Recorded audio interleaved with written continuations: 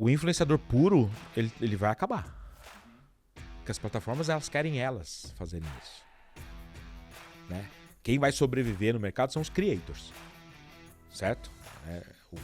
Só o influenciador, ele vai sofrer demais. Já está acontecendo. Os creators, eles vão ser relevantes. O artista tem habilidade para ser creator de uma maneira exponencial.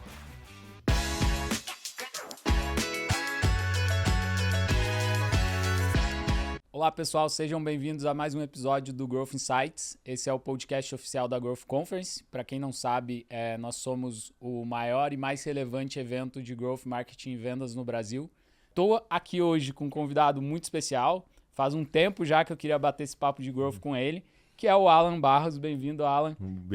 Muito obrigado. Ele é publicitário, executivo aí com mais de 30 anos de experiência no varejo, comunicação, já liderou grandes operações de marketing, vendas e growth nos últimos 10 anos. Foi responsável por tornar a Casas Bahia o maior anunciante do Brasil e é fundador da agência aceleradora de negócios Pulse e do Acelera aí, que hoje é a plataforma que está democratizando o acesso a celebridades para campanhas aí de marketing. Muito legal.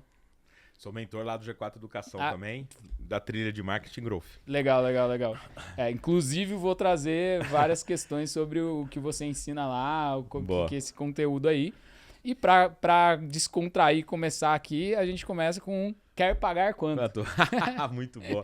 Que é a puta campanha que quem tem um pouco mais de idade sabe. Mas sabe que quando eu pergunto, tem uma galera jovem que também sabe, cara. Do Quer Pagar Quanto? Do Quer Pagar Quanto. O negócio chega a ser surreal, porque tem 20... Vai completar agora 22 anos. E você imagina uma campanha que sobrevive na mente das pessoas por 22 anos. Caraca. Tem que ter potência, né? Não, com certeza. Depois você fala um pouquinho do processo até de como que foi desenhar essa campanha. Mas vamos chegar nela primeiro, né? Isso. Quem é Alan Barros, como que você chegou Boa. na publicidade e daí depois a gente chega onde você tá hoje. Boa. Cara, eu sou mais vendedor do que publicitário. Minha carreira, me formei em comunicação social, mas muito na tecnologia desde sempre, porque logo que eu me formei estava tendo a primeira grande onda tecnológica da editoração eletrônica. Eu fui um dos primeiros do mercado a entender CorelDRAW, PageMaker, na época que era tudo feito à mão. Meu primeiro negócio foi sobre isso, editoração eletrônica. Eu saí muito na frente do mercado. O mercado foi entender de editoração 5 anos depois que eu comecei. Isso me aproximou do varejo, porque eu fazia aqueles tabloides, na época que o varejo vivia dos tabloides. Eu acabei atendendo quase todos os varejos como um prestador de serviço. Em determinado momento, um dos meus clientes, que era a Marabras, falou, cara, vem pra cá pra dentro, monta a minha in-house. E foi uma super decisão que eu tomei, porque eu tive a chance de ver um varejo sair de 2, 3 lojas para 100 e passar por todas as fases de crescimento. Acho que hoje fala-se muito de growth, né? Mas eu vivenciei isso na prática, não só na disciplina de marketing, na disciplina de logística, na disciplina de tecnologia. 94. Caraca. Na disciplina de... Já fazendo growth desde 1994. Porque eu tinha que fazer growth, porque na época eu tinha concorrentes gigantescos. Era o Marapuã, era concorrente, tinha 1.500 lojas. A própria Casas Bahia era concorrente muito forte aqui em São Paulo. A gente tinha os especialistas de imóveis, fábrica de imóveis, era todo lojistas gigantescos, e a Marabras era da periferia de São Paulo. Né? E ali eu tive que entender, cara, se eu fizer mais do mesmo, eu não vou crescer. Eu tenho que hackear o mercado, né? Hoje é moderno falar de hackear o mercado. Eu falei, cara, eu tenho que hackear. Eu tinha uma técnica que era muito boa, cara. Meus vendedores, a gente vendia um produto mais qualificado, mas a marca dos meus concorrentes era muito maior. E o primeiro hack que eu fiz, cara, eu comprava um guarda-roupa na loja do meu principal concorrente, que era muito ruim, montava no fundo da minha loja e treinava os vendedores para que, cara, ó, quando o cliente falar que vai naquela marca mais famosa, você fala, não vai, deixa eu mostrar o que ele vende. E a gente ia mostrar o produto do concorrente que era ruim. Muito bom. Porque eu era especialista em móveis, né? E funcionou? Hoje, se você faz uma ação dessa, é uma puta estratégia de hacking. Sim. Né? Eu já fazia isso lá em 94, então Caraca. deu muito certo. A gente arrebentava. Porque eu não tinha força de comunicação com meus concorrentes. Depois a gente foi ganhando essa força. Chegou um determinado momento, recebi o convite para ir para Casas Bahia. Foi uma disruptura na época, eu tinha 26 anos de idade, cara. E para ser diretor de marketing e vendas de uma rede de varejo grande na época, ela não era líder de mercado.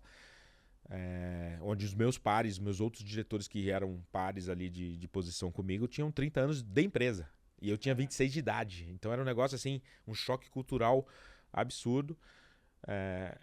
Mas ali a gente criou essa dinâmica, surgiu várias ações, acho que 2 grandes ícones da minha época lá. Eu brinco que o primeiro influenciador do mercado de comunicação a gente criou lá dentro, que foi Fabiano Augusto, o garoto propaganda lá da Casas Bahia, né? Porque a gente transformou esse cara num influenciador de vendas. Que legal. Muito antes do termo existir. E aí algumas campanhas ícones, a mais marcante foi o Quer Pagar Quanto, que era uma campanha de performance pura.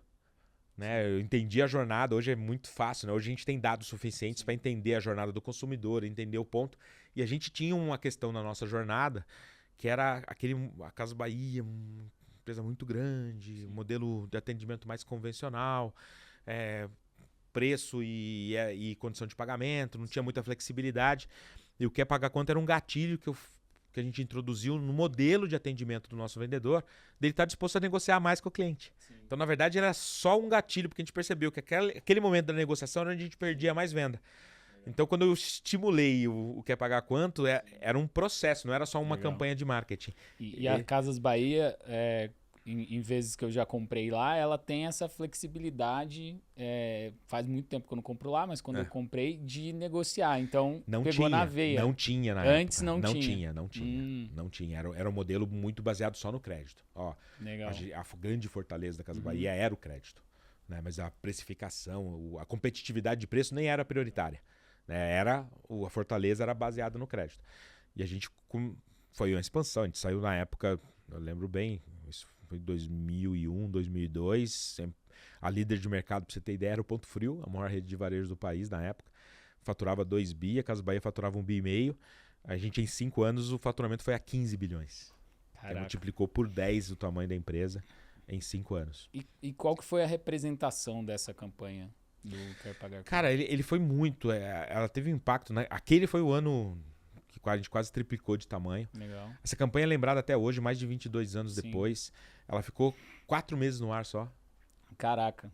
E 22 anos de existência com 4 meses. As pessoas lembram até hoje. Tamanha força que ela teve. Sim. Porque ela foi um dos primeiros projetos realmente de comunicação integrada. Que eu chamo, né? Que não era só. Ela não estava só na televisão, ela faz parte do treinamento de vendas. Ela era a abordagem que a gente adotava com os fornecedores na hora de comprar. Então ela tinha uma cadeia integrada mesmo de comunicação. Um endomarketing muito forte. A campanha nasceu de dentro da empresa para fora. Então, eu falo hoje que, é o modelo ideal de growth, né? Legal, quando você consegue pensar em todos os aspectos, todos os pontos de contato com o seu cliente e colocar um push muito forte nisso. Isso, legal. E dessa jornada, né, publicitário em grandes empresas, para você passar por essa sacada, lógico que você chegou na Pulse para fazer a agência primeiro e tal, mas como que veio essa sacada? Não, primeiro explica pro pessoal o que é Acelera Aí, né? Boa. Para depois a gente falar como que você chegou nessa grande sacada, que é onde a gente vai explorar um pouco melhor os indicadores, canais. Meu amigo, eu tive uma oportunidade muito grande na minha carreira, né? Mesmo como publicitário, dos meus 30 anos de carreira, 15 anos deles foram sentados na cadeira de cliente, tendo a dor de cliente. É muito diferente isso. Né? Eu não consigo lembrar de um outro CEO de agência, dono de agência no Brasil que tenha tido essa experiência que eu tive de sentar na cadeira de cliente.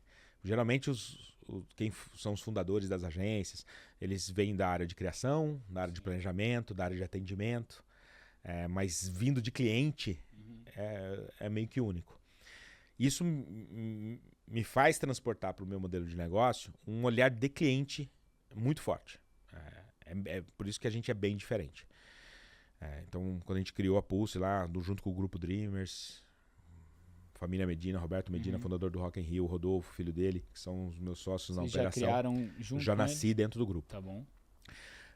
Eu já nasci com esse propósito de criar um modelo de agência completamente diferenciado, onde eu me propunha a ser uma extensão da área de marketing do cliente. Legal. Acabar com aquele modelo antigo de prestador de serviço, que tem uma barreira de processo. Não, eu quero estar integrado à área de marketing, uma extensão verdadeira da área de marketing do cliente. Isso já nos posicionou diferente. Em 2019, eu senti um movimento muito grande pré-pandemia até, dessa questão do mercado autodidata, que eu chamo de publicidade. Que era aquele cara que tinha uma pizzaria, abriu um mercado regional, uma clínica de estética. E ele já... A democratização das grandes plataformas digitais, né? Eu brinco que se eu e você, a gente quiser abrir uma pizzaria agora, vamos ser sócios de uma pizzaria, a gente vai ser anunciante dessa pizzaria. Vai testar primeiro anunciando. A gente vai anunciar antes de ter o forno de pizza. Com certeza. Né? No passado, era quase impossível. Porque, cara, eu ia para um classificadinho, né? Imaginar que uma pizzaria para televisão seria impossível. Mas eu percebi esse movimento, eu fui buscar dados sobre isso, eu tomei um susto, cara. Em 2019, olha isso, existiam 750 mil empresas anunciantes no Pure Play digitais, que eu chamo. Caraca. 750 mil. Contando todos os canais. Todos os canais, anunciantes Pure Play digitais. Sem agência de propaganda. Caraca. 750 Eles mil sozinhos autodidatas. Entrando e fazendo a autodidatas. Queimando dinheiro na maioria das vezes. Mas autodidatas. Mas é o mercado. É. Existe uma dor nesse mercado, uma carência nesse mercado. E principalmente pequenos? Pequenos e médios negócios. Indústrias indo pro B2C. Boa. Muita cara que era produtor, ele tinha uma operação B2B que ele percebeu que ele tinha que ir pro B2C. Ele começava a experimentar os marketplaces e falava, caraca, eu consigo vender direto, eu não preciso mais do intermediário. Legal. Então, era um jogo novo que estava acontecendo aqui do lado de cá. Isso pré-pandemia. Pré-pandemia, cara. Nem tinha estourado 2019. Então você estava com dado anterior ainda. E o meu mercado tradicional de agência é focado ali em 25 mil empresas. Né? Que são as grandes marcas que estavam acostumados a fazer a comunicação na televisão, nos meios tradicionais. Escala limitada. Eu falei, cara, eu preciso vir pra cá. Nesse momento eu tomei um choque, cara. Porque eu fui buscar um benchmark global e não tinha. A indústria da publicidade no mundo, ela sempre foi artesanal. Caramba. Ela nunca foi escalável. Né? Um negócio de... Existiam as ferramentas de você fazer algo. Agora, o pensamento de comunicação integrado escalável não existia. Aí... Tanto é que assim, as pessoas elas já usam os não publicitários, mas as pessoas que trabalham com propaganda de alguma forma, elas já usavam templates de coisas. Isso. Sempre passou ideias, por exemplo, vamos transformar algo em um pouco mais templatizado. Isso. Mas no simples. Sempre videozão simples e tal, e ainda era difícil pro cara fazer. Porque se ele não tivesse o mínimo conhecimento de edição, ele não conseguia fazer. Mas aonde que instalou, assim? É isso. Não, e aí, antes de eu falar onde instalou, acho que é legal compartilhar com a tua audiência um negócio que eu falei poucas vezes. A primeira, a V1 do Acelera aí foi um fiasco.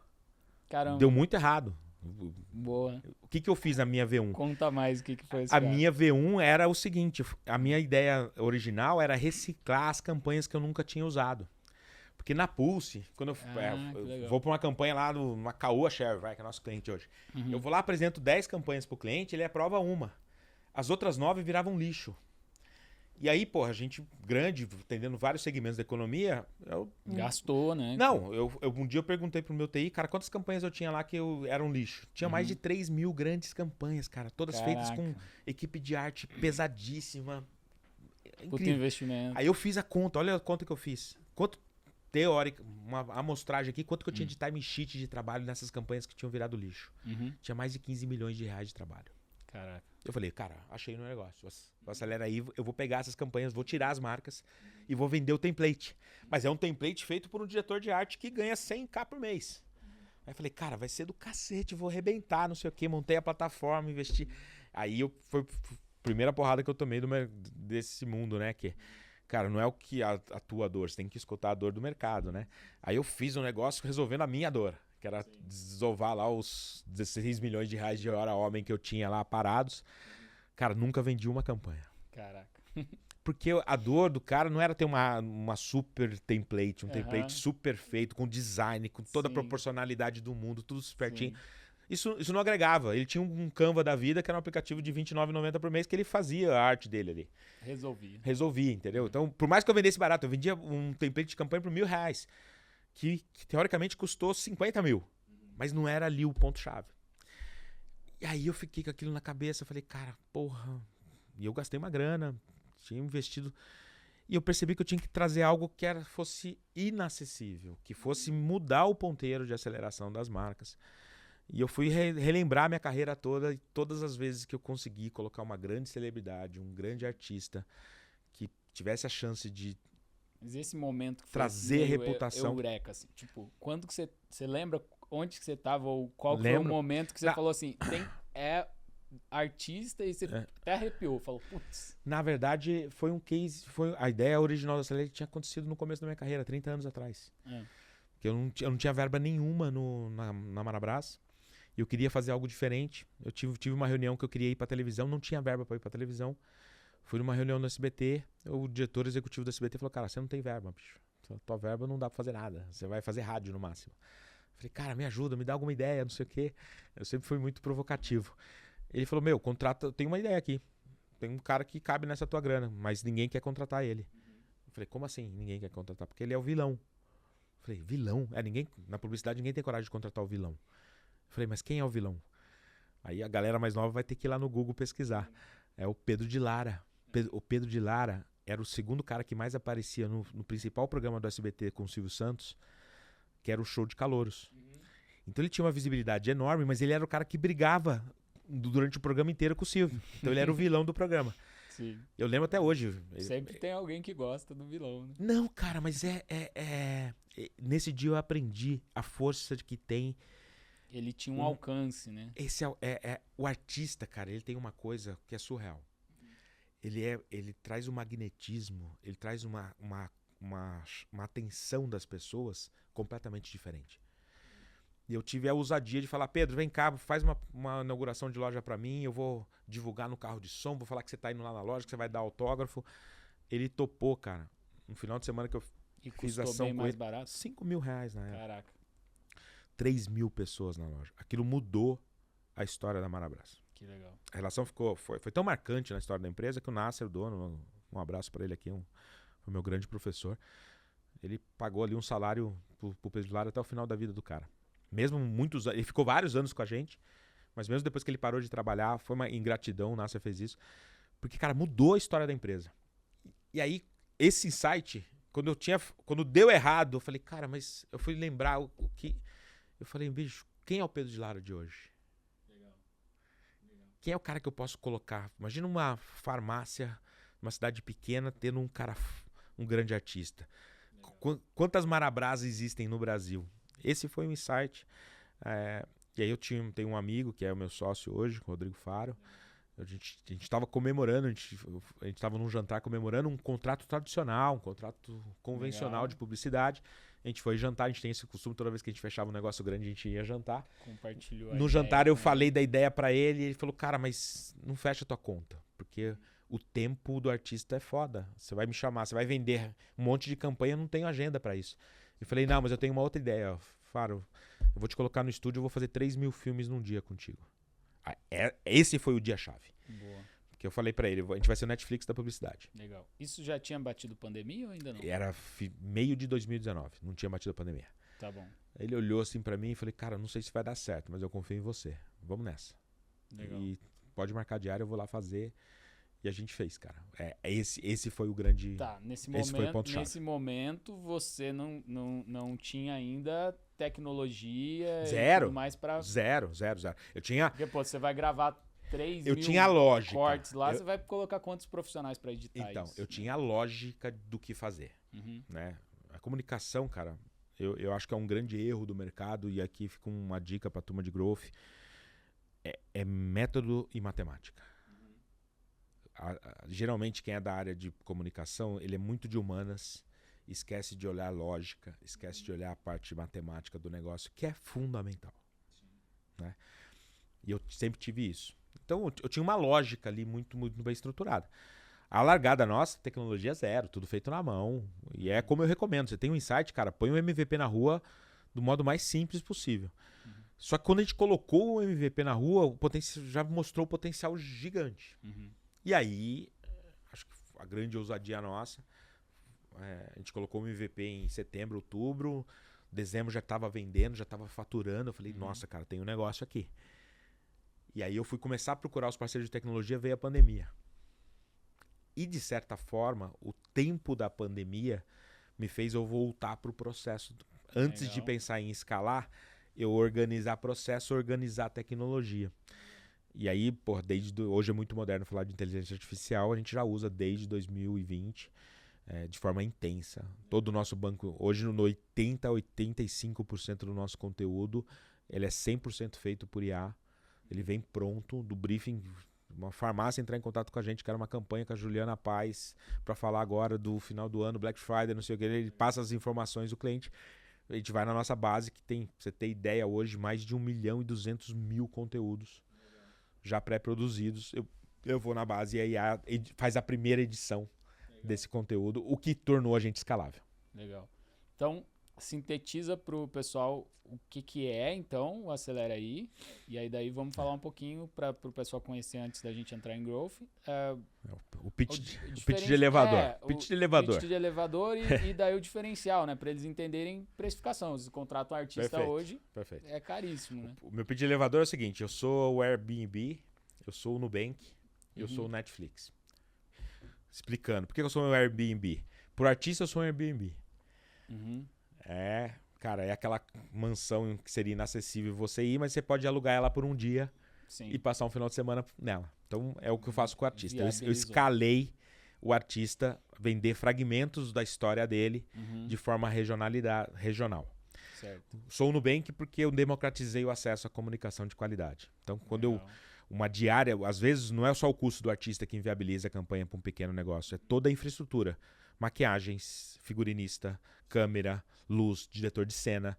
Tudo essa estrutura de produção mais o custo do artista inviabiliza o negócio para 97% das empresas. Olha que loucura. Caramba. As grandes celebridades eram acessíveis só a 3% das empresas. Então, do mesmo jeito que o Nubank democratizou o cartão de crédito, a gente democratizou esse acesso. Porque o cliente hoje, regionalmente, ele paga proporcional ao tamanho do PIB da cidade dele. Legal. Então, se um artista custa R$1 milhão, numa campanha tradicional, eu pego esse R$1 milhão, o artista continua custando R$1 milhão, o meu custo de produção continua tendo esse custo, só que Aumenta em todos os... É a teoria não, né? A economia compartilhada. Sim. Né? Então, por que aquele custo de produção uma empresa vai pagar sozinha? Eu faço 1.000 empresas pagarem de forma fragmentada aquele custo. É isso que é inteligente. Né? Então, hoje, uma campanha com um artista de R$1 milhão, um Cauã, que é um dos artistas mais requisitados e que tem o maior valor de mercado no Brasil hoje, numa cidade que é 1% do PIB, qualquer cidade do país, e tem mais de 3.000 cidades que representam menos de 1% do PIB, vai custar R$10 mil uma campanha com o Cauã. Legal. Né? Com direito de imagem full, ele recebe enxoval de 18 se a cidade peças. For bem pequena, assim, menor do que isso, vai custar R$2 mil. Caraca. Tem Conceição das Pedras, tem 12 mil habitantes. É isso. O mês passado foi nosso aniversário de 5 anos, a gente bateu o nosso recorde de penetração, que eu chamo, né? Eu tenho um dos meus indicadores que eu olho, em quantas cidades a gente está simultaneamente. 2.500 cidades do país, que elas juntas representam 75% do PIB brasileiro. Quer dizer, então a gente já está presente nisso. E essa terceiro pitch ali que eu falo do Netflix, né? Porque eu sou um catálogo de campanha, eu não produzo sob demanda. Se eu esperasse a demanda do cliente para produzir, eu não seria escalável. Então hoje eu sou literalmente o Netflix da publicidade. Se você entrar lá, tem mais de 30 mil conteúdos já pré-produzidos. É difícil uma marca chegar para mim e falar: pô, sou um concessionário de carro, quero fazer uma campanha que eu vou dar para o cliente o IPVA do ano que vem, quero fazer o primeiro pagamento em janeiro e quero dar troca com troco. Eu já tenho tudo gravado, meu irmão. Tudo que são 160 segmentos da economia que a gente pré-produz conteúdo. Então é difícil o cliente vir com uma dor de comunicação que eu já não tenha na biblioteca. O pessoal que está ouvindo aqui, provavelmente eles estão pensando, assim como quando a gente falou aqui com Taboola, se dá para eles testarem. Então, eu entendo que vocês estão atendendo muito mais varejo hoje, não? 60% dos nossos clientes são serviço. Caraca. E serviço. Olha só, não considerava. Serviço precisa de consideração. Aí, acho que indo pro próximo ponto, né? Que é, num funil, eu sei que a gente já tem que pensar em flywheel, né? Mas os fundamentos, eu gosto muito dos fundamentos de funil. Na verdade, eu explico que a minha tese hoje de growth são os 4 Cs. Eu preciso gerar consideração. Certo. Se eu não gero consideração para minha marca, o resto do meu funil fica muito caro. O Acelerei tá aqui, muito forte. eu gero consideração para a marca de uma maneira muito eficiente. Segunda etapa, segundo C da minha tese de growth, é conteúdo. Eu tenho que ser uma marca que o máximo que eu conseguir ensinar ao meu cliente, o máximo que eu gero de conteúdo para o meu cliente, mais volta para mim. O terceiro C é de conversão. O que eu faço? Qual que é a minha estrutura, depois que eu tenho consideração e conteúdo, de conversão aqui embaixo? E o último C, que volta para Acelera aí na nossa estratégia, é conversa. Legal. Se a minha marca não gera conversa, meu custo de aquisição fica muito alto. Sim. Que é o que muitas marcas estão sofrendo. Marcas que ficam aqui só no C da conversão constantemente, ela não gera consideração e não gera conversa. Sim. Aí não retém. Não, e o custo fica alto. Sim. A inflação do dígito está exponencial depois da pandemia. Sim. Então, onde o Acelera aí resolve para os nossos clientes? Na primeira etapa de consideração, coloca a tua marca no radar de uma maneira diferenciada, principalmente nas regiões menores. E não tem como, cara. Imagina que você faz uma campanha com a Juliana Paz. Não tem como você não virar conversa na tua cidade. Sim. As pessoas vão falar de você. Com certeza. Então, essa é a nossa tese de growth, utilizando o Acelera aí. Eu vi você falando em um papo, né, que o pessoal costuma comprar o pacote das campanhas do ano. Isso. Alguns clientes já fazem isso. A gente tem clientes regulares que compram o ano inteiro com a gente. Tem como testar por um tempo menor? Ou tem. Não. A gente só vende ciclos de 3 meses. Eu vou perguntar até eu como evento, por exemplo. Teria como eu testar o ciclo para mínimo? o evento? Pode. Eu já tenho vários eventos fazendo com a gente. Uhum. O ciclo mínimo que a gente vende são 3 meses. Tá bom. E como o artista, o Acelera aí, ele nunca bloqueia o artista de vender uma campanha nacional dele. Então a gente sempre vende renovações de 3 meses. Você pode até comprar a plataforma por um ano, tem cliente nosso que faz isso. Certo. E ele a cada 3 meses ele tem que validar se o artista está disponível ou não para ele. Certo. Já aconteceu do cara começar com um artista, começar com o Cauã, o segundo ciclo fazer com o Rodrigo Faro, o terceiro ciclo fazer com o Murilo Benício. Certo. E assim por diante. O que é importante é a gente aprendeu com o tempo que o LTV é maior e o resultado dos nossos clientes é maior na consistência de 3 meses. Legal. Menos de 3 meses não dá tempo de você colher o resultado. Legal. Eu vi também você falando que tem uma certa círculo de distanciamento para você não causar muita concorrência numa cidade. Não, isso. O que eu queria perguntar, na verdade, vamos falar disso também, mas quando eu sou meio que nacional, porque assim, por mais que o meu evento é em São Paulo, eu falo com o Brasil inteiro para eles virem para o evento. Nesses casos, como é que você Aí a solução do Acelera aí não é a mais adequada para ti. Tá? Se você for uma marca nacional. Por quê? Uma marca que tem essa expressão nacional, aí eu vou te indicar, e já aconteceu várias vezes, eu te indico pro artista para você ir para um contrato tradicional. Tá. Se você vai querer... Mas aí não compensa para mim o teste. É isso. Entendeu? Mas o que a gente tem feito muito com quem é e-commerce, com quem tem que ser. Cara, qual que é o teu Pareto? Tem algum case? Qual que é o teu Pareto? Você vai ter 20% das cidades que vão ser 80% do teu faturamento, cara. Sim. Então, tem vários e-commerces com a gente fazendo essa operação, cara. Então, entendi. Então, peraí, eu vendo muito no interior de São Paulo, eu vou comprar o Acelera aí para o interior de São Paulo, impulsiona no interior de São Paulo, você vai colher o resultado, você vai começar a medir, peraí, caramba, olha aqui, ó, meu ROI aqui, onde eu tenho o Acelera aí com o artista, é 12x e aqui onde não tem o artista é 6. Sim. Então começa a valer a pena migrar. Já tenho, para testar e já tem alguns clientes comprando nacional com a gente. Só que aí a eficiência do artista zera, porque o custo do artista nacional é o custo dele, e eu ponho uma outra eficiência na mesa, o meu custo de produção. Legal. Que daí quando o cara fala assim, poxa, eu produzi sozinho e produzir com Acelera aí, eu tenho uma economia bizarra de produção. Tá? Mas quando o player vira nacional, o artista é o mesmo valor, mas daí ele ganha muito na escala de produção. Legal. Acho que principalmente para quem atende clientes aqui e vai fazer testes regionalizados, vai funcionar. Funciona perfeitamente. Acho que vale fazer esse teste, é um investimento baixo. A gente, no nosso time de Inside Sales, eu sempre recomendo, cara. Eu sempre recomendo. Às vezes tem cliente que chega, não, mas eu quero então comprar o estado inteiro. Eu falei, cara, não vamos deixar o cliente dar esse passo. Né? A tese de growth. Né? Cara, faz o mercado teste, avalia o resultado, entende o resultado e aí você exponencia ou não. Até para o cara voltar, né? Eu tenho uma regra que eu aprendi no varejo.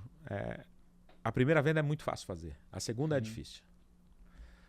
E eu gosto da segunda venda. A segunda venda só acontece se o cliente tem resultado. Não, com certeza. Então, eu gosto de doutrinar o cliente. Cara, faz uma micro-região, faz um ambiente controlado. Esse ambiente controlado deu ROI, aí você toma a decisão. Legal. Vocês entram na estratégia? Vocês ajudam a desenhar a estratégia? Ajudamos. A gente não deixa o cliente cometer alguns erros. Às vezes o cliente chega... Uma das perguntas que a gente faz no nosso playbook lá é qual é o teu orçamento? Aí tem cliente que chega pra gente e fala, o meu orçamento é 20 mil reais. Total? Total. E o meu sonho é contratar o Cauã. Na minha cidade o Cauã custa 12 mil. Porra, dá pra comprar. Vou comprar o Cauã por 12 e vou impulsionar 8, a gente não deixa o cara fazer esse erro. Porque a gente tem uma regra lá de recorrência nossa que o cliente tem que impulsionar pelo menos 4 a 5 vezes o valor do conteúdo. Então, se tua verba é 20 mil, cara, você tem que investir 5 mil no conteúdo. Aí a gente dá as opções dos artistas que a gente tem que custam 5 mil na cidade. Legal. E quase que trava, cara, pra não cometer o erro, entendeu? A gente até explica, ó, se você fizer essa regra, você vai crescer, daqui 6 meses você vai contratar o Cauã, mas a tua empresa vai estar crescendo. Legal. Então a gente tem... Eu recomendo hoje, a gente já até apurou um pouquinho mais, o ideal mesmo, a curva ideal é impulsionar 5 vezes o custo do conteúdo. Legal. E aí, se o cliente ele não tem uma agência que faça isso...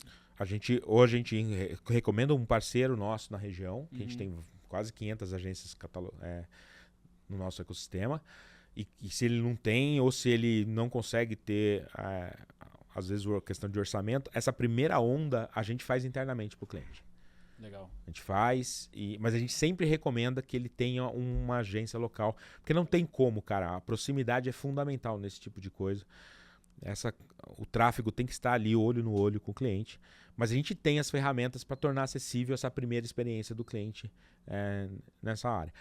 Tem muito cliente ficando ali com a gente, né, fazendo essa operação, porque uma coisa que eu também aprendi no mundo atual, nos custos, está aumentando muito, né, o custo de CAC, custo de geração de lead, é que, cara, quanto mais verbas do cliente sobra para impulsionar, mais o resultado do cliente tem. Então, hoje, quando a gente faz essa operação de tráfego para o cliente, não é buscando rentabilidade, é prestando serviço mesmo para o cliente ter resultado. Legal. Alan, entrando num tema um pouquinho polêmico aí. Boa, vamos nessa. Não é tão polêmico, mas dá pano para manga.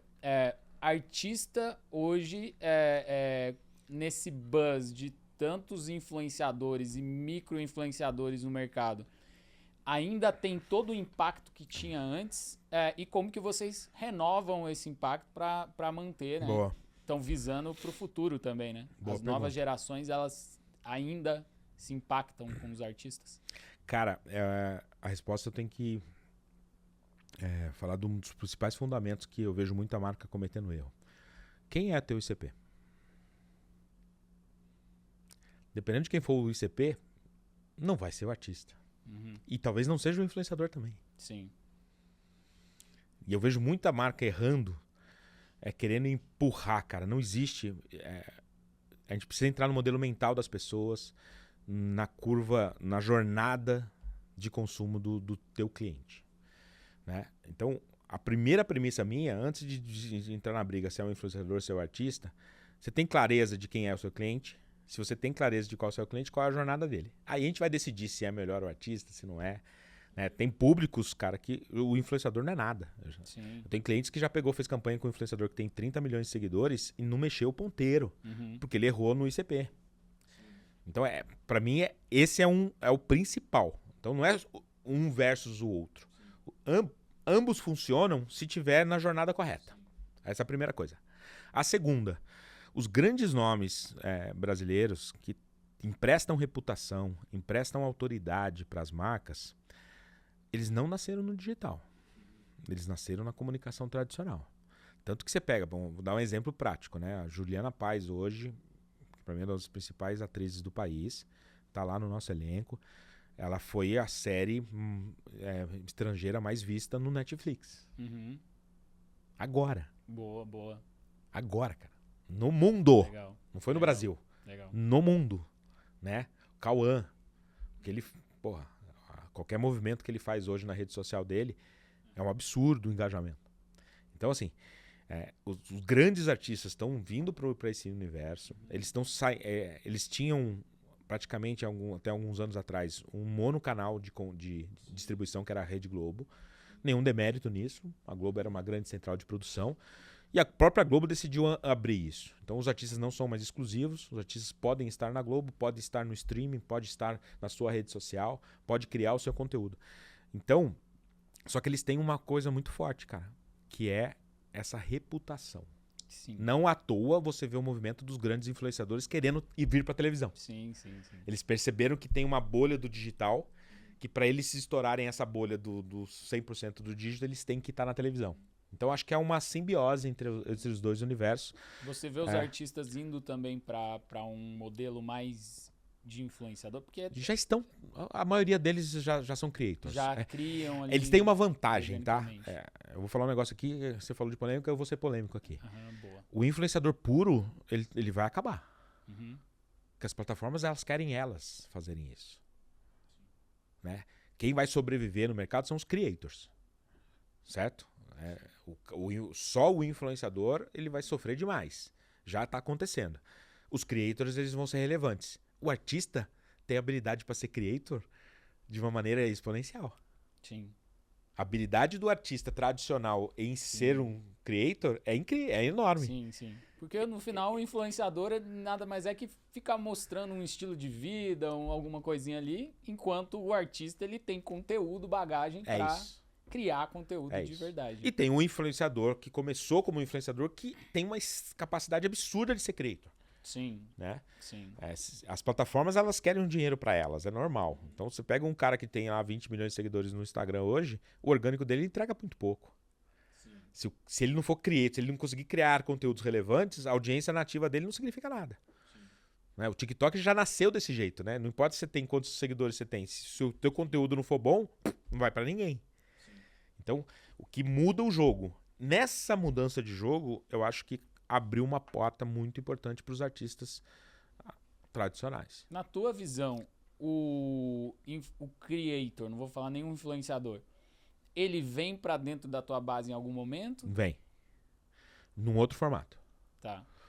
Né? Posso até antecipar aqui. A gente vai lançar um negócio muito forte, que o nome já está registrado, o Influência aí, que ele vem para fazer parte do ecossistema da Acelera aí, onde as missões são muito claras, né? Onde o elenco que eu tenho hoje, ele opera dentro da vertical de reputação, é o C aqui de cima, de gerar consideração, gerar o C da conversa, e eu vou criar com os creators o meio do funil, que é conteúdo / conversão. Muito bom. E aí eu vou ter uma solução completa. Então o cliente vai poder escolher se ele quer só o Acelera aí, se ele quer o Influência aí, ou se ele quer os dois. Legal. Eu vou ter um momento que eu vou vender o combo do Acelera aí com o Influência aí. Legal. Você tá indo porque eu não vou misturar os mundos. Porque eu acho que Sim. são missões de jornada diferentes. Com certeza. Também acho, e tem mercado infinito para isso. É isso. Não, porque você tem os micro-influenciadores também. Nessa minha estratégia tá no pilar do C de conversão. Legal. Tem algum momento dessa visão de futuro que você também se torna... Talvez você já faça isso na Pulse ou já faça isso na Acelera aí, mas muito mais como serviço. Eu quero saber se você vai fazer isso como plataforma, que você se torna um marketplace. Sim, eu já direto. sou. Eu já sou. A galera já consegue entrar lá e contratar direto. Ainda não. Mas eu já sou me considero um marketplace porque quando você olha para esse ecossistema de contratação de conteúdo, contratação de direito de imagem, eu sou o Mercado Livre, cara. Legal. Eu gero 25 mil leads mês. Legal.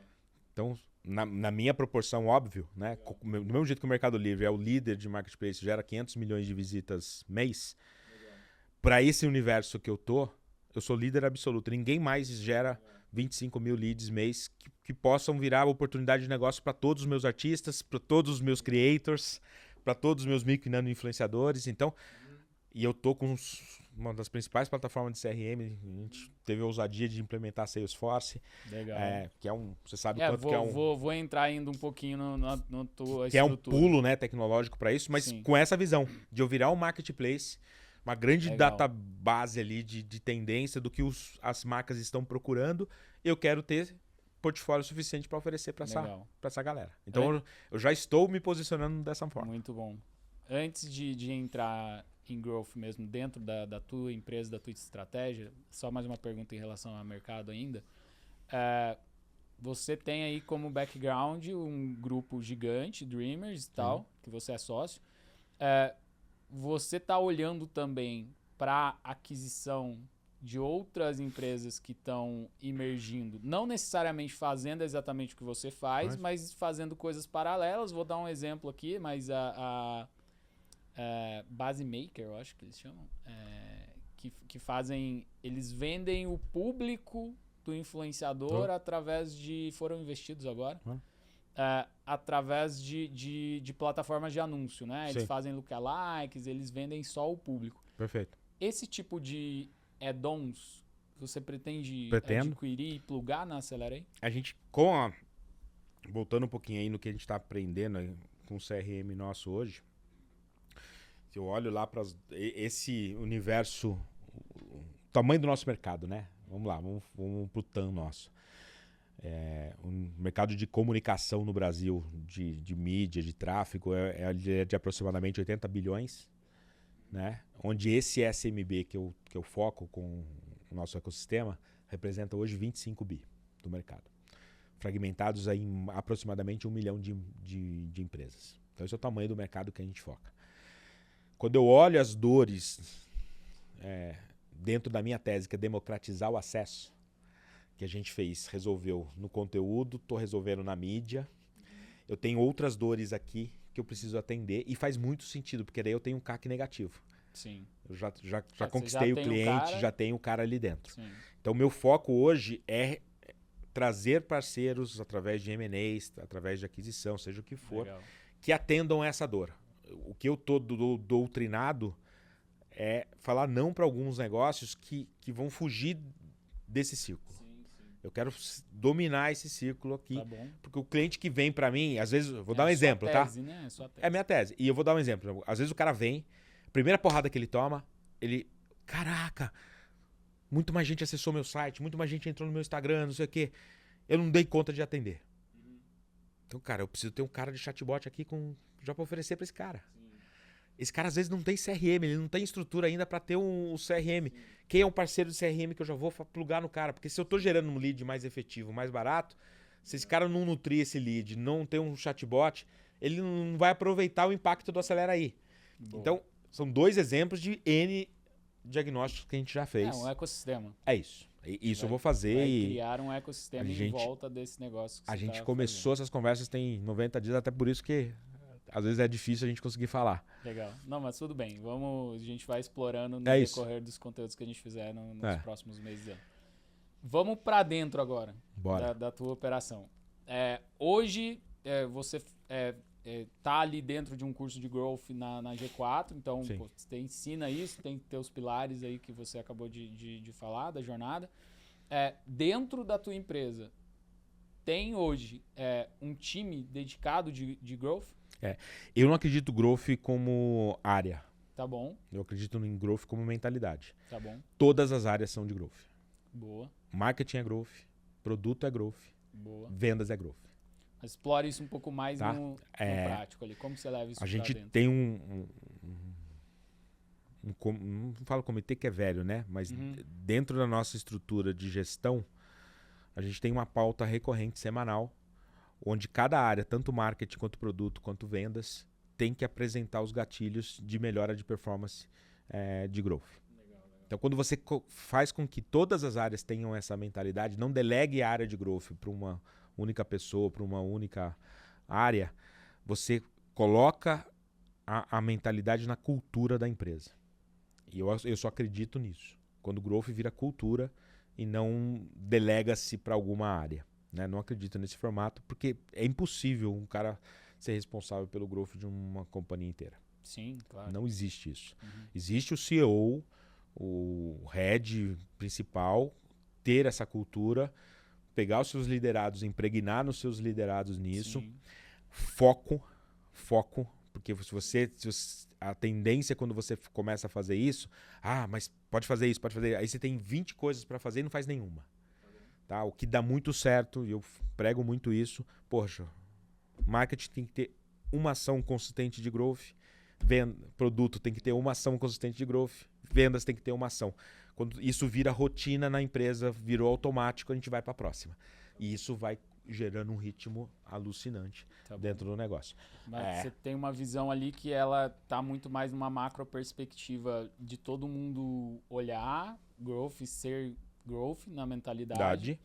E individualmente eles fazerem isso nos seus times, mas não tem uma operação só de growth acontecendo lá dentro. É que toda operação, para mim, é de growth. É de growth. Essa é a grande mudança de mentalidade. Porque se você delega isso, cara, não funciona. Tá bom. Vou né? Só te explicar. Eu acho que eu, como CEO, eu toco esse boom. Você tem que ter... Não, que é algo que não acontece na maioria das companhias. É isso. Tem um CEO que leva a cultura, um mindset. E eu acho que a cultura de growth numa companhia, ela vem de cima para baixo. Sim.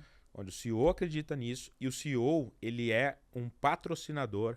E é um cara que viabiliza isso pro time. Tá você tem mentalidade de growth, você tem que deixar o seu time errar. Tá bom. Tem CEO que não deixa. Sim. Cria uma cultura do medo. Né? Uma das frases que o meu time mais gosta é: não tenho medo do novo e nem compromisso com o erro. Sim. Então eu estimulo o time. Vamos testar muito. Vamos testar. O que eu peço pro time é o seguinte: testou, deu errado, joga fora rápido. Não se apega na ideia. Sim. Isso é growth na veia. Tá bom. Né? Quando você patrocina o seu time, permite o erro ao seu time. Tá bom. Quando você restringe isso, growth virou modinha. Você não tá praticando. Só para te dar uma visão que eu tenho, assim, eu acho que, como a gente já falou, desde lá de 1994, você já fazia growth, óbvio, você fez o teste de levar o produto do teu cliente para dentro da loja, etc. Mas hoje, desde que o Chanelis desenhou o framework lá em 2010, ele aplicou ali no Dropbox e depois em outras empresas. Os profissionais de growth, eles vêm tentando modelar um tipo de processo mais específico para fazer dentro das empresas. Então, quando eu te pergunto se tem time, eu não acredito que é extremamente necessário para todas as empresas. Você pode não precisar ter um time lá e fazer growth mesmo assim, mas algumas empresas fazem isso de forma processualizada dentro de uma estrutura mais macro e não em cada time. Então, por exemplo, o Itaú, por exemplo, ele tem um time só de growth que faz só as experimentações nas várias áreas de produto, de marketing. E eu acho que dependendo do tamanho da empresa, precisa. Sim. Aí, você muito sincero. Não tem pelo momento? Cara, eu não tenho porque a gente nasceu assim. Né? Principalmente o Acelera aí. A Pulse, cara... a gente foi... Eu emprestei esse know-how do Acelera aí pra Pulse tem 2 anos. O Meio Mensagem, pega as últimas informações da Pulse, foi a agência que gerou mais novos negócios. Foi eleito pelo Meio Mensagem a agência que mais gerou novos negócios nesse último ano. Você vê que não é extremamente necessário ter essa estrutura, porque você está crescendo sem precisar dela. Né? É que eu acho que quando ela vem, e aí acho que vai ficar mais encaixado na tua pergunta. Como eu nasci, o Acelera aí nasceu dentro desta cultura, eu não preciso ter uma área. Legal. Uma empresa maior, que vem já de uma estrutura mais tradicional, que ela precisa entrar, com certeza eu teria uma área. Legal. Né? Porque eu preciso quebrar muito mais barreiras. Eu tenho o privilégio de ter nascido desse jeito. Tá bom. Por isso que eu falo hoje que minha empresa inteira pensa growth. Legal. Uma estrutura que não tem isso, aí com certeza precisaria ter. Boa. Quando a gente vai olhar para canais de aquisição, você usa a própria Acelera aí, né, os artistas e tudo mais, como o teu mecanismo para aquisição nos teus canais? Não, cara, a gente usa... primeiro, né, eu sou um investidor pesado hoje. A Acelera investe em torno de R$1 milhão por mês em tráfego. Certo. É um player grande. Tá bom. Né? Além disso, eu tenho uma estratégia muito forte de equilibrar o orgânico. Hoje o orgânico nosso gera 30% dos leads.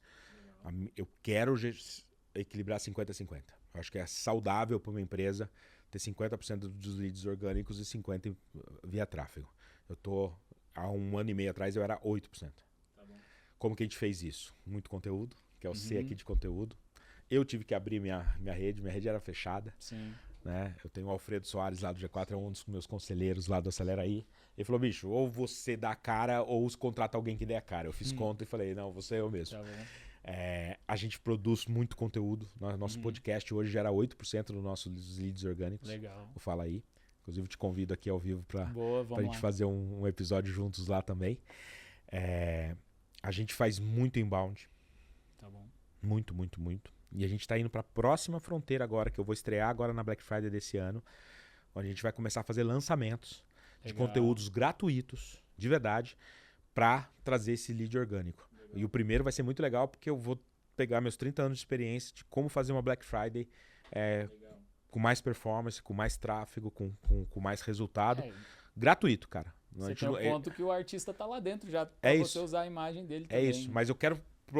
Tem técnicas pré-Black Friday que tem empresas que não têm acesso a isso, eu vou compartilhar esse conteúdo. Então, essas são todas as frentes de negócio. Além disso tudo, a gente está brincando com o universo, que para mim é espetacular, que é um do CRM com IA generativa, que eu tenho a chance de ter hoje com a Salesforce. A gente tem o Marketing Cloud, tem o Sales Cloud e a gente tem o Einstein, que é a IA nativa da Salesforce, que ela está criando regras de relacionamento de forma automatizada para cada segmento, cara. Que legal. Então hoje eu tenho testado muito isso. Cara, eu tenho régua de relacionamento. O cara que é um supermercadista, supermercado regional, que ele entrou na plataforma e não fechou agora. Eu comecei a criar uma régua de nutrição para supermercado, uma régua de nutrição para farmácia, uma régua de nutrição para o concessionário de carros. AI. Tudo com AI. Aqui é uma fronteira absurda, meu irmão. A AI a gente fala dela como uma alavanca de crescimento, é uma nova alavanca, né, nesse momento, e vocês já estão explorando bem. Na verdade, você explora a AI desde 2020. Já, mas para conteúdo. Tá para conteúdo. Né? Para marketing eu não tinha usado ainda nessa proporção que a gente está usando. Legal, muito legal. E aí, beleza, teus canais principais. Como que tá a estrutura de dados hoje? Dados é um dos pilares mais importantes para vocês lá? Disparado. Toda essa nossa estratégia. Primeiro que eu tenho alguns privilégios, vamos falar assim, né? Mais ou menos 90% dos nossos clientes, eles operam tráfego. São pure plays digitais. 90% da nossa base de clientes. Caramba. As pessoas falam, não, você criou um negócio para televisão. Criei, mas 90% dos meus clientes são digitais. Digital. A partir desse momento, uma boa parte, eu acho que hoje em torno de 50%, faz esse tráfego com a gente. Legal. Não tem agência, ele não tem ainda orçamento. Atende, aí não é nem a Pulse, a gente criou uma empresa que chama Multiplica, que é um CSC de mídia nosso, que atende a Pulse, mas também atende esse cliente. Legal. Porque daí eu consigo trazer o benefício das grandes compras de mídia que a gente faz pro small business. Então eu criei uma área, mas eu nem abri essa empresa para o mercado ainda. Boa. Ela só usa internamente. Mas o que acaba gerando para mim? Um conhecimento, cara, bizarro. Que hoje, por exemplo, eu devo impulsionar tráfego para clínica de estética para uns 400 clientes. Caraca. Então o aprendizado acumulado que eu tenho de dados para impulsionar para uma clínica de estética tá ficando bizarro. Aprendizado muito grande. Para farmácias, um segmento que compra muito a gente. Quando é regional, porque daí você não está concorrendo com você mesmo. É isso. Você pode atender todos. É isso. Então, é uma potência ali gigantesca que a gente ainda está aprendendo muito, mas é uma das áreas que mais me estimulam hoje. Tá bom. Essa capacidade de... Cara, na história do mundo, nunca existiu uma agência com 5 mil clientes, cara. Então, essa chance que eu tô tendo aqui é única. Com certeza. Eu ouvi você falando no outro podcast também que você tem 3 indicadores que você acorda com a cabeça nele para não perder o foco e ficar olhando para uma dashboard com vários números, né? Eu acho que é importantíssimo essa sintetização do quais são as métricas principais, a gente fala muito em growth disso, para você chegar num resultado consolidado. Como que você chegou nessas 3 métricas? Cara, eu acho que elas vão mudando, tá? Tá bom. Elas mudam de acordo com a maturidade do negócio, né? Eu acho que cada etapa do teu negócio você vai ter uma necessidade. A minha primeira métrica muito forte no começo do negócio era o CPL ali, o custo por lead, que eu não queria perder o controle, que era muito fácil, um produto que não tinha muita referência. Quem é meu concorrente, eu não conseguia taguear um concorrente para fazer comunicação, era mais aberto. era complicado, eu não queria perder o controle. Tinha um mês que o custo do lead era R$40, depois caía para 16, depois ia para 90. Eu falei, caraca, para tudo, deixa eu entender esse negócio. Depois que eu controlei esse, eu passei a olhar LTV. Né? O CAC para mim nem era tão importante, porque o ticket médio é relativamente bom e um CAC ainda baixo. Então eu falei, cara... Não tinha tanto tempo para isso. É isso, mas o meu LTV era importante. Eu quero fazer a segunda, terceira venda. É esse cliente que deixa resultado positivo para a companhia. Ponto. Depois eu comecei a olhar a recorrência. Tá bom. Né? Não só o LTV, mas, poxa, eu tô tendo. Qual que é o meu índice de recorrência? Era um terceiro ali indicador. Hoje eu troquei o custo por lead, já ficou irrelevante no meu negócio. Eu tô olhando o custo por oportunidade. Tá bom. Né? Quer dizer, eu tô conseguindo gerar lead qualificado que tá gerando oportunidade. Então, entrando ali meio no SQL mesmo. Isso. Então, tô olhando mais. Abandonei. Fala, galera, cumpri uma etapa aqui de estabilizar o custo por lead. Agora o desafio novo é custo por oportunidade. Continuo olhando a LTV com consistência. E passei a olhar, cara, um negócio muito forte. Recorrência passou... Não é que não é importante, mas a gente estabilizou também esse número. Eu tô olhando muito o NPS. Legal. Não o NPS final, o NPS por etapa do processo. Legal. Então esses são os 3 indicadores que eu... E eu nunca olho mais do que 3. Então, para entrar um novo, eu tenho que considerar um dos 3 aqui estáveis. Cara, tá redondo, não preciso mais bater tanto nesse bumbo.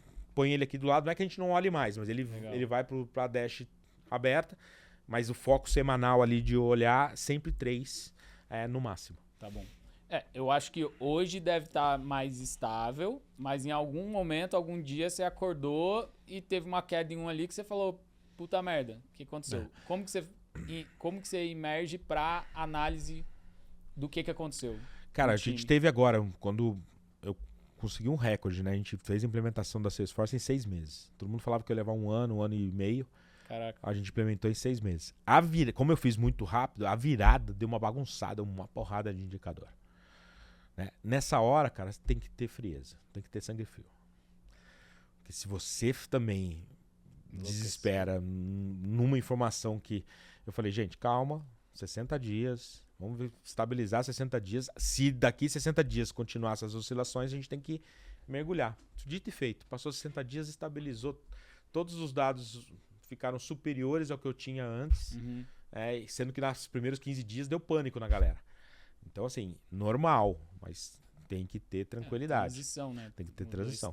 Por exemplo, o que oscila muito hoje, eu acho que é um grande ponto aí de oportunidade, é essa questão do ICP, cara. Por isso que eu migrei para o custo por oportunidade. Ali muda muito hoje. Legal. Ainda oscila, tem um range de oscila ali, considero grande quando você tem do pior momento para o melhor momento, 30% de distância. É muita coisa numa empresa que está em uma fase de scale-up, né? Então, hoje, por isso que eu estou focando aqui. O que muda? Eu já percebi que, poxa, o artista engajado, que ele fala mais da plataforma, meu custo por oportunidade cai. Então eu preciso ter o artista mais presente, não de forma fazendo jabá, né, que a gente fala, mas de conteúdo mesmo, né? Mostrando quanto que o Acelera aí provoca um impacto social na cidade onde ele está, quanto que é importante. Toda vez que eu tenho um artista fazendo isso, meu custo por oportunidade vai lá embaixo. Atrelando a tua marca a uma geração de valor que não necessariamente é uma venda. É isso. Então, mas por que eu comecei a diagnosticar isso? Porque eu comecei a olhar o indicador. Legal, muito legal. Muito legal. Teve algum... Eu te pergunto isso sempre aqui, que teve algum dia que você acordou e algum teste ou alguma coisa que você não esperava que você estava fazendo deu um boom e aí a linha lá de resultado ou de leads estava lá em cima e você falou, putz, que legal. E aí mais como exemplo, se tiver alguma coisa desse tipo. E se não tiver, o contrário também, que desceu e você falou, puta merda. Não, esses booms a gente tem sempre. A gente tem um recente agora, a gente lançou uma parceria, 2 parcerias muito legais. A primeira foi com a Neo H. Fiz uma parceria com eles que a gente colocou painéis em 3 aeroportos, anunciando a plataforma com QR Code. E eles mesmo falaram, porra, mas QR Code a gente nunca teve case de sucesso de geração de lead por QR Code. Eu falei, deixa eu fazer. A gente fez uma peça super interessante. Porrada, 1.500 leads em 15 dias. Caraca. com peças de aeroporto. Olha que loucura. Foi porrada, puf. Tem que testar, né? Tem, cara. É muito doido. E a segunda, essa sim, é muito disruptiva. A gente fez um acordo com o SBT. O SBT, o Acelera virou um produto do SBT, se chama SBT Acelera aí, onde a gente anuncia todo dia em 9 praças onde próprias do SBT, estimulando esse cara que nunca teve a chance de fazer uma comercial na televisão. Falar, você Legal. que nunca fez televisão, Legal. agora você pode estar aqui na tela do SBT. Entre em contato hoje com a CBT Acelera aí, que amanhã você tá na televisão. Legal. Cara, Legal. os dias... Porque aí o SBT vai colocando na grade dele. Cara, o dia que eles põem lá 10 comerciais num Jaú, uma praça que tem lá um negócio. Pum! Dá uns picos no meu gráfico, cara. Sim. Que é surreal. Então, E de foi- novo, foi né? E a dire- galera fala que TV não é... Foi um investimento... Não, é sociedade. Tá. Então é uma você nem sociedade. investiu. Não, faz parte da nossa sociedade. Caraca. É um negócio em conjunto com a Um SBT. teste que a galera vai pensar, pô, TV, É isso. e aí deu um super certo. Porrou, meu irmão. Caraca. Esse mês acho que a gente vai Muito bom. bater nosso recorde absoluto, vai gerar uns 30 mil leads na plataforma. Muito bom, muito bom. Tem uma galera assistindo aqui que é prestador de serviço. Certo. Se eu te perguntar assim hoje, o que na Acelera aí você tem de gap que alguém poderia resolver o problema pra você lá? O que seria pra essa galera pensar, eu posso ajudar, ou ser parceiro, ou tá com a Acelera aí de alguma forma? Cara, são alguns gaps, né?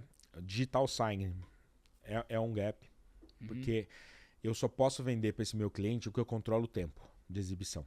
Aham.